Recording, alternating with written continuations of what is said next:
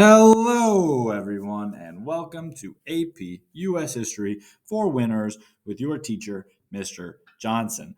Last time we talked about the rise of political parties in the era of Jefferson, and today we are talking about America on the world stage.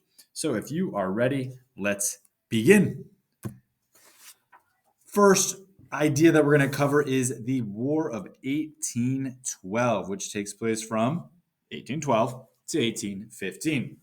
Now, this is a war with Great Britain. Now, you might be asking yourself, didn't America just fight a war with Great Britain, the American Revolutionary War? Well, yes, and we get into another war with Great Britain some 30 years later. Now, why do we get into this war? One of the major reasons is this idea of impressment. So, impressment is when the British were kidnapping American sailors and forcing them to join the British Navy. You see it pictured here.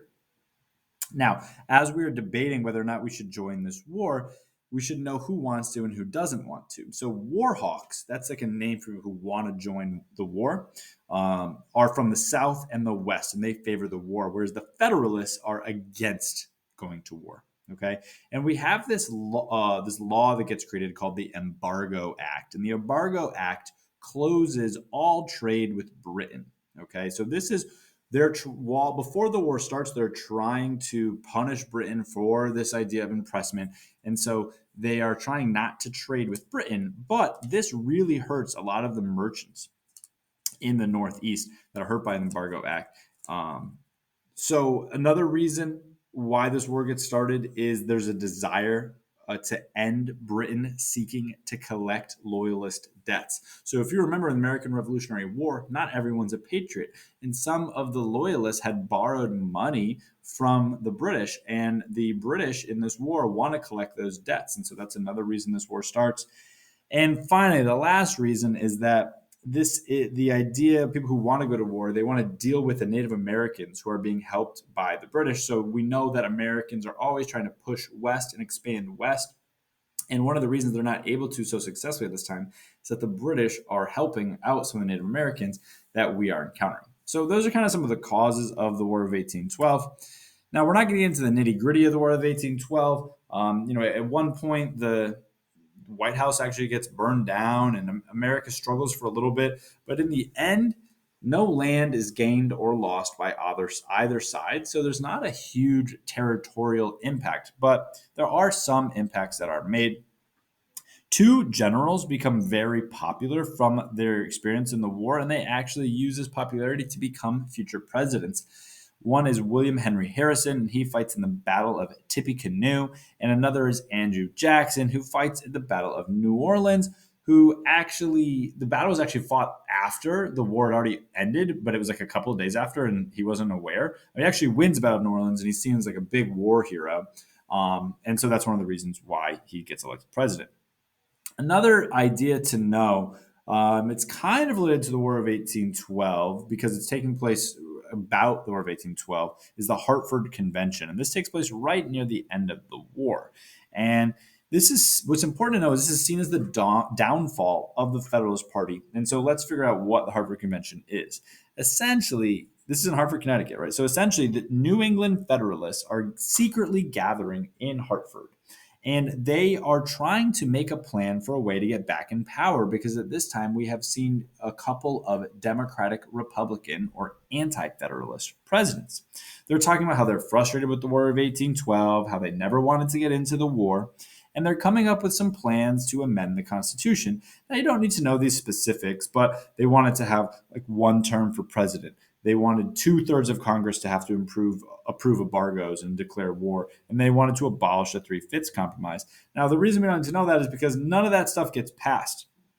What is really important to know, though, is that some delegates at the Hartford Convention they try to get New England to secede from the nation and make a new country, a federalist country. And when this word of this gets out, that is where people start to have a really negative image of the Federalist Party.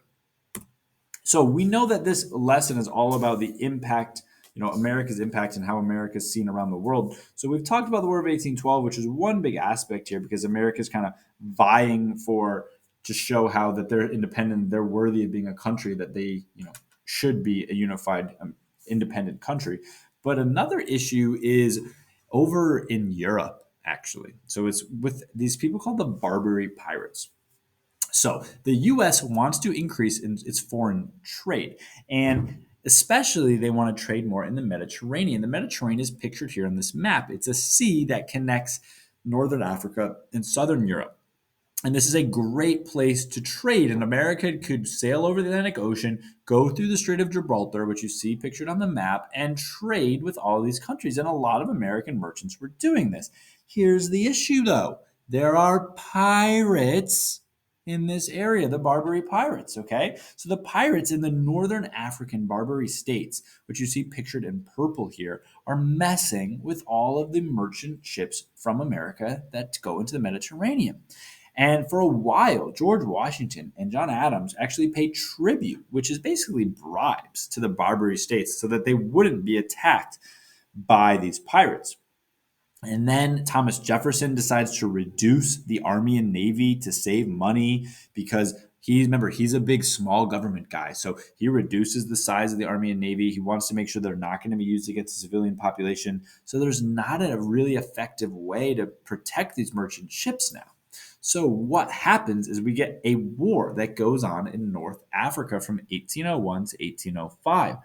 And in 1801, Tripoli, which you see towards the right of this picture, declares war on the United States. They were unhappy with the amount of protection money that they were getting from the U.S., and so they declare war. And Thomas Jefferson decides to fight this war, and he sends his Marines at the time to the shores of Tripoli. So I don't know if any of you are into the military or know anything about the Marines, but there's a song about this, Shores of Tripoli, that's still sung in the Marine Corps. So, eventually peace finally comes when the U.S. defeated the Africans. But what's important to know here is basically America is having to defend itself around the world to protect its access to trade, for example, in the Barbary Pirates. Last important concept, and this is going to really be a really important concept to know for this lesson, but also for future lessons. This thing called the Monroe Doctrine, you're going to be able to use for context for a really long time. So the U.S. is going to want to keep Europe from recolonizing Latin America, right?